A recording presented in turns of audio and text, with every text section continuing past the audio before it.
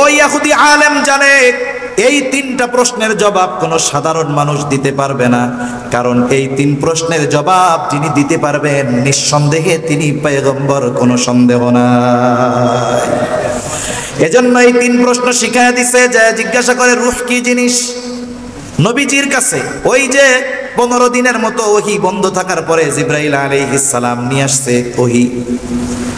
আয়েশা বলতেছে ওয়াসআলুনাকা আনির রূহ কুলির রূহু মিন আমরি রাব্বি ওয়া মা উতীতুম মিনাল ইলমি ইল্লা কলিলা। যেহেতু আয়াতটা সামনে চলে আসলে একটু কথাও বলার দরকার। আল্লাহ তাআলা বলেন তারা আপনার কাছে জানতে চায়, জিজ্ঞাসা করে রূহ কি জিনিস। আপনি বলে দেন কুলির রূহু মিন আমরি রাব্বি, রূহ হইল আমার রবের একটা প্রত্যাদেশ, একটা নির্দেশ, একটা ওয়ার্ডার, একটা ফরমান। এখন কথা হলো ওয়ার্ডার ফরমান এটা কি ধরাও যায় না, দেখাও যায় না। সাথে সাথে আল্লাহ তাআলা বললেন ওয়ামা উতীতুম মিনাল ইলমি ইল্লা কলিলা। আল্লাহ বললেন যে আপনি বলেন রূহ আমার রবের একটা আদেশ। সাথে সাথে আবার বললেন যে ওয়ামা উতীতুম মিনাল ইলমি ইল্লা কলিলা, তোমাদেরকে অতি সামান্য জ্ঞান দান করা হয়েছে। তার মানে এই রূহের হাকিকত পরিপূর্ণভাবে অনুধাবন করার যোগ্যতা আল্লাহ মানুষকে দেন নাই। সেজন্য এই মহাবিশ্বের সব কিছু গবেষণা করে এই গবেষণার চূড়ান্ত অবস্থানে পৌঁছানোর যোগ্যতা মানুষের নাই। এখন আমাদের জ্ঞান কতটুকু? আল্লাহ বললেন অনেক কম দেওয়া হয়েছে। কমের একটা পরিমাণ আছে না, কমের তো একটা পরিমাণ আছে। আপনি সর্বোচ্চ পরিমাণটা নির্ণয় না করতে পারলেও কমের বিষয়টা একটু শুনেন, কত কম। এই সূরা কাহাফের মধ্যে আল্লাহ তাআলা কয়েকটা ঘটনা বর্ণনা করছে। এর মধ্যে একটা ঘটনা আছে মূসা আর খিজির আলাইহিমাস সালাম, এই দুইজনের একটা শিক্ষা সফরের ঘটনা। দুইজনে সফর করছে। মূসা আলাইহিস সালামকে জিজ্ঞাসা করা হয়েছে সবচেয়ে বড় আলেমকে, উনি বলছে আমি। আল্লাহর জবাবটা পছন্দ হয় নাই, উনি পাঠাইছেন, আল্লাহ পাঠাই দিয়েছেন খিজির আলাইহিস সালামের কাছে। লম্বা ইতিহাস। এবার সফর শুরু হবে। 15 মিনিট না? ঠিক আছে, 10:20 আসবে। এবার খিজির আলাইহিস সালামের সাথে প্রথম সফর শুরু হয়েছে নৌকায় সফর শুরু হয়েছে। দুইজনে নৌকায় উঠছে সমুদ্র পাড়ি দেওয়ার জন্য। তখন একটা দৃশ্য দুইজনের চোখে পড়ছে। দুজনে যখন সমুদ্রের মধ্যে চলতেছে, হঠাৎ একটা পাখি উড়ন্ত অবস্থায় সমুদ্রের সাথে ঠোঁট লাগায় পানি পান করতেছে। উড়ন্ত অবস্থায় ঠোঁট লাগিয়ে পানি পান করতেছে একটা পাখি। এই দৃশ্যটা দুজনেই দেখলেন। খিজির আলাইহিস সালাম বলতেছে ভাই মূসা শোনো, ওই যে পাখিটাকে যে পানি পান করতে দেখতেছো, পানি পান করতে গিয়ে ওই পাখির ঠোঁটে যতটুকু পানি লেগে আছে, আল্লাহ তাআলার জ্ঞান যদি হয় এই সমুদ্র পরিমাণ, তাহলে গোটা সৃষ্টি জগতের জ্ঞান ওই পাখির ঠোঁটে লেগে থাকা পানির তুলনায় অনেক কম। তাহলে আমাদের জ্ঞান কত কম এটাও আমরা নির্ণয় করতে পারবো না। এত কম জ্ঞান আল্লাহ তাআলা আমাদেরকে দিয়েছেন। এক কথার থেকে শুধু আর এক দিক চলে যায়। আমার আবার বেশি দূর যাইতে ভালো লাগে না, এগুলো উল্টাপাল্টা মনে হয় আমার কাছে। তা গেছি কোথার থেকে? যে আল্লাহ তাআলা আমাদেরকে আদম আলাইহিস সালামের পৃষ্ঠদেশ থেকে একসাথে কিয়ামত পর্যন্ত যত মানুষ আসবে, যত মানুষ আছে, যত মানুষ গেছে, সবাইরে আদম আলাইহিস সালাম থেকে আল্লাহ তাআলা বের করছে, পৃষ্ঠদেশ অর্থাৎ পিঠ থেকে। কি বের করছে? রূহ বের করেছে। আর রূহ হলো মানুষের মূল। এই জন্য যখন কেউ মারা যায় রূহ বের হয়ে যায়, দেহ ঠিক থাকে, কিন্তু কি বলে অমকে ইন্তেকাল করেছে। যার দেহ থেকে রূহ বের হয়ে যায় তার নাম তখন হয়ে যায় লাশ, লা শাইউন ফি, যার মধ্যে কিছুই নাই। আদম আলাইহিস সালাম গোটা সৃষ্টি জগতের সব মানুষের পিতা, কিন্তু সব মানুষের জন্য নবী নয়। ইব্রাহিম আলাইহিস সালাতু ওয়াস সালাম জলিলুল কদর পয়গম্বর। আল্লাহ তাআলা ইব্রাহিম আলাইহিস সালামের ব্যাপারে বলেন মিল্লাতা আবিকুম ইব্রাহিম হুয়া সাম্মাকুমুল মুসলিমিন। ইব্রাহিম আলাইহিস সালামের ব্যাপারে বলেন মিল্লাতা আবিকুম ইব্রাহিম, তথা মুসলিম মিল্লাতের পিতা ইব্রাহিম আলাইহিস সালাম, মুসলমানদের পিতা ইব্রাহিম আলাইহিস সালাম, হুয়া সাম্মাকুমুল মুসলিমিন, তিনি হলো মুসলমানদের পিতা। তিনি সব মুসলমানের পিতা, কোনো সন্দেহ নাই, কিন্তু তিনি সব মুসলমানের জন্য নবী নয়। কিন্তু আমার আপনার নবীর ব্যাপারে আল্লাহ তাআলা কি বলেন? আল্লাহ তাআলা বলেন, কুল ইয়া আইয়ুহান নাসু ইন্নী রাসূলুল্লাহি ইলাইকুম জামিআ।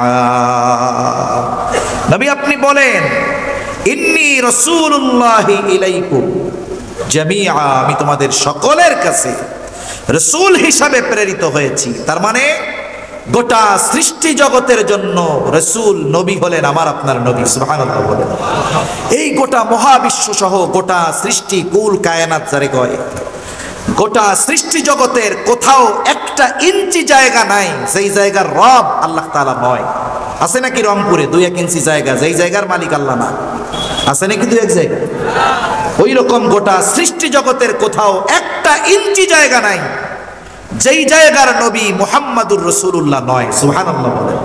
তার মানে নবী ওই জায়গার নবী যেই জায়গার রব আল্লাহ, আল্লাহ যেই জায়গার রব, আমার আপনার নবীও সেই জায়গার নবী। সুবহানাল্লাহ বলেন। পবিত্র কোরআনুল কারীমের সর্বাধিক পাঠিত সূরা সূরাতুল ফাতিহা। সূরা ফাতিহার শুরুতেই আমরা পড়ি আলহামদুলিল্লাহি রাব্বিল আলামিন। আমরা বলি সকল প্রশংসা আল্লাহর জন্য। কে বলে? যিনি জগৎ সমূহের রব, প্রতিপালক। আল্লাহ হলেন রব্বুল আলামিন। ওই রব্বুল আলামিন আল্লাহ আমার আপনার নবীর ব্যাপারে বলেন, ওয়ামা আরসালনাকা ইল্লা রাহমাতাল লিল আলামিন। আমার আপনার নবীর ব্যাপারে আল্লাহ তাআলা বলেন, হাবিব আপনাকে আমি জগৎ সমূহের জন্য রহমত হিসাবে প্রেরণ করেছি। তাহলে আল্লাহ হলেন জগৎ সমূহের রব, আর নবীজি হলেন জগৎ সমূহের জন্য রহমত। সুবহানাল্লাহ বলেন। তার মানে আমার আপনার নবী যেই জায়গার রহমত সেই জায়গারও নবী। এজন্য কবি কত সুন্দর কথা বলেন, রবুবিয়ত খোদা কি হ্যায় জাহাঁ তাক, নবুয়তি মুস্তাফা কি হ্যায় উহা তাক। আল্লাহ তাআলার রবুবিয়তের বিস্তৃতি যত দূর, আমার আপনার নবীজির নবুয়তির বিস্তৃতি তত দূর। যেই জায়গার রব আল্লাহ, ওই জায়গার নবী এবং রহমত মুহাম্মাদুর রাসূলুল্লাহ। যেমন বিশ্বব্যাপী আল্লাহ তাআলার আইনই চলবে এই সৃষ্টি জগতে, যেমন আল্লাহর আইন গোটা সৃষ্টি জগতের জন্য প্রযোজ্য, অনুরূপভাবে মুহাম্মাদুর রাসূলুল্লাহর আদর্শ গোটা সৃষ্টি জগতের জন্য প্রযোজ্য। ঠিক কিনা কও? এজন্য আমার আপনার নবী হলেন সর্বশেষ নবী। নবুয়তের পূর্ণতা আল্লাহ তাআলা প্রদান করেছেন। আমার আপনার নবীর পরে কোনো নবী আসবে না, ছায়া নবী, জিল্লি নবী, কোনো নবী দুনিয়া আসবে না। এই জন্য যারা এই কথায় বিশ্বাস করে নবীর পরে নবী আছে, ওরা নিঃসন্দেহে কাফের, কোনো সন্দেহ নেই। কারণ আল্লাহ তাআলা কোরআনুল কারীমের মধ্যে সুস্পষ্ট ঘোষণা করে দিয়ে বলেন, মা কানা মুহাম্মাদুন আবা আহাদিম মির রিজালিকুম ওয়ালাকিন রাসূলুল্লাহি ওয়া খাতামান নবিয়্যিন। আল্লাহ তাআলা বলেন, মুহাম্মদ সাল্লাল্লাহু আলাইহি ওয়াসাল্লাম কোন পুরুষের পিতা নন, ওয়ালাকিন রাসূলুল্লাহ, তিনি হলেন আল্লাহর রাসূল, তারপরে আর কোন নবী নাই। ওয়া খাতামান নবিয়্যিন, তিনি হলেন শেষ নবী। এই ঘোষণা যিনি দিয়েছেন তিনি কে? জোরে বলেন, আর একটু জোরে বলেন না কে? এখন এই কোরআনুল কারীম এমন এক জীবন বিধান কিতাব, এই কোরআনুল কারীম কেউ যদি অবিশ্বাস করে সে কাফের। কাফের হওয়ার জন্য গোটা কোরআন অবিশ্বাস করা লাগে না। কোরআনের একটা আয়াত, একটা শব্দ, একটা অক্ষর যদি কেউ অবিশ্বাস করে নিঃসন্দেহে সে বেঈমান। কোরআনুল কারীমে অনেকগুলো অক্ষর আছে। সূরার শুরুতে একটা অক্ষর, যেমন এক সূরার শুরুতে আছে নুন, এক সূরার শুরুতে আছে কফ, এক সূরার শুরুতে আছে সাদ। এগুলো কোরআনুল কারীমের মধ্যে আছে, আমরা পড়ি। এগুলোর অর্থ কি, মর্মার্থ কি, ব্যাখ্যা কি, যে যাই বলুক গোটা দুনিয়ার সব মুফাসসির শেষমেশ এই কথা বলে আল্লাহু আ'লামু বিমুরাদিহি, এই নুন কফ সাদ এগুলোর দ্বারা উদ্দেশ্য কি কেউ জানে না, আল্লাহ জানে। এখন যদি কেউ বলে যার অর্থ জানি না, উদ্দেশ্য জানি না, ওইটারে মানি না, বলেন তো এই নুন যদি অস্বীকার করে ঈমান থাকবে নাকি চলে যাবে? তাহলে কাফের হওয়ার জন্য একটা অক্ষর, একটা নুক্তা অবিশ্বাস করা যথেষ্ট। এই জন্য যারা আমার আপনার নবীকে শেষ নবী মানে না, এরা কোরআনুল কারীমের অনেকগুলো আয়াতের অস্বীকার করে, এই জন্য ভেজাল মুক্ত কাফের এগুলো, ঠিক কিনা বলেন? আমরা সরকারের কাছে দাবি জানাই রাষ্ট্রীয়ভাবে কাফের ঘোষণা করেন। আমাদের দাবি যদি মানে তাও কাফের, না মানলেও কাফের, ঠিক কিনা বলেন? এখন প্রশ্ন হইল তাইলে হুজুর না মানলেও যদি কাফের হয় তাইলে রাষ্ট্রীয়ভাবে ঘোষণার দরকার কি? সমস্যাই তো এইটা। আমাদের দেশে কিছু লোক আছে, রাগ করবেন না, মনে করেন লোকটা দেখতে কালো কিন্তু নাম হইল দলা মিয়া, বুঝেন নাই? দলা মানে কি? সাদা, কিন্তু দেখতে সে কুচকুচে কালো, নাম কি? দলা মিয়া। এখন যদি বলে ধলা লোকটা আসতেছে রে, এখন আপনি চিন্তা করছেন কি ফুটফুইটা সাদা এক লোক আসবে, আসার পরে দেখলেন যে আমার চাইতে কুচকুচে কালা একজন মানুষ, তাহলে বলেন তো কথার সাথে বাস্তবের মিল আছে নাকি?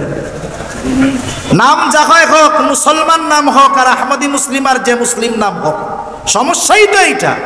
তারা নবীকে শেষ নবী মানে না, এই জন্য কাফের, কিন্তু তারা নিজেদেরকে পরিচয় দেয় মুসলমান। তারা কাফের পরিচয়ে সমাজে বসবাস করুক, নাগরিক সুবিধাগুলো ভোগ করুক, কোনো অসুবিধা নাই, কিন্তু মুসলিম পরিচয়ে নবীজির খাতমে নবুয়তকে অস্বীকার করে এই দেশে বসবাস করতে পারবে না। তার রাষ্ট্র তাদেরকে নিরাপত্তা দিবে, কোনো অসুবিধা নাই, কিন্তু মুসলিম পরিচয় নয়। তাদের পরিচয় হবে খাতমে নবুয়তকে অস্বীকার করার কারণে ওরা কাফের, ঠিক কিনা বলে? এই যে পরিচয় গোপন, মায়ের কোলে ঈসা আলাইহিস সালামের জবানকে খুলে দিলেন। এইবার ঈসা আলাইহিস সালাম মায়ের কোলে জবাব দিচ্ছে, ক্বালা ইন্নী আবদুল্লাহ আতানিয়াল কিতাবা ওয়া জাআলানি নাবিয়্যা। কয় বছরের বাচ্চা? একদিনের বাচ্চা। কয় দিনের? আরে আপনার বাচ্চা তো 12 বছর বয়স, কালিমাই ঠিক মতো কইতে পারে না। 4 কালিমা যদি জিজ্ঞাসা করেন ওর অবস্থা খারাপ হয়ে যাবে। ঈসা আলাইহিস সালাম মায়ের কোলের মধ্যে বলতেছে, ইন্নী আবদুল্লাহ, আমি কার বান্দা? জোরে বলেন। কারণ তখন তাদের মধ্যে দুইটা ভাগ হয়ে গেছে। একদল ঈসা আলাইহিস সালামের মাকে জিনার অপবাদ দিচ্ছে, আর একদল যারা ইহুদি ওরা বলতেছে ওটা হলো ব্যভিচারিণী, নাউজুবিল্লাহ বলেন। ইহুদিরা মারিয়াম আলাইহিস সালামের ব্যাপারে অপবাদ দিয়েছে। আল্লাহ তাআলা এই কারণে কোরআনুল কারীমের মধ্যে তাদের উপরে লাআনতের কথাও বর্ণনা করেছেন। আবার যারা নাসারা খ্রিস্টান হইছে এরা কয় যেহেতু বাপ নাই তাইলে এর বাপ মনে হয় আল্লাহ, নাউজুবিল্লাহ বলেন। এজন্য আল্লাহ তাআলা কোরআনুল কারীমের মধ্যে বলেন, ওয়াকালাতিন নাসারাল মাসীহ ইবনুল্লাহ, যারা খ্রিস্টান নাসারা এরা বলে ঈসা আলাইহিস সালাম হলো আল্লাহর সন্তান। এদের সবার কথার জবাব ঈসা আলাইহিস সালাম মায়ের কোলে দিয়ে বললেন, আমার মা ব্যভিচারিণীও না, আমি আল্লাহর সন্তানও না। কে আমি? বলে ইন্নী আবদুল্লাহ, আমি হলাম আল্লাহ তাআলার গোলাম। সাথে সাথে নিজের নবুয়তির খবর দিয়ে দিলেন, আতানিয়াল কিতাবা ওয়া জাআলানি নাবিয়্যা, আমাকে কিতাব প্রদান করা হয়েছে আর আমাকে নবী করা হয়েছে। এইরকম জলিলুল কদর পয়গম্বর ঈসা আলাইহিস সালাম, উনি শুধুমাত্র খ্রিস্টানদের নবী, এটা তাদেরও দাবি, বনি ইসরাইলের নবী। তবে খ্রিস্টানেরা বলে ঈসা আলাইহিস সালাম হলেন আমাদেরই নবী। আদম আলাইহিস সালাতু ওয়াস সালাম সৃষ্টি জগতের সবার পিতা। আদম আলাইহিস সালাম সৃষ্টি জগতের সবার পিতা, কোনো সন্দেহ নাই। আমাদের মূল জিনিসটা হলো রূহ। আল্লাহ তাআলা আদম আলাইহিস সালাম থেকে সৃষ্টি করেছে। আল্লাহ তাআলা আদম আলাইহিস সালামকে বানাইছেন মাটি দিয়া নিজের হাতে। আল্লাহ তাআলা আদম আলাইহিস সালামের ব্যাপারে বলেন, খলাকতু বিয়াদাইয়া, আমি তোমারে নিজের হাতে সৃষ্টি করেছি। সুবহানাল্লাহ বলেন। আর আদম আলাইহিস সালাম থেকে আমাদের বের করছে। আমাদের মূল হলো রূহ। এ দেহ স্ট্রাকচার এটা কিছুই না। প্রত্যেকটা মানুষের মূল হল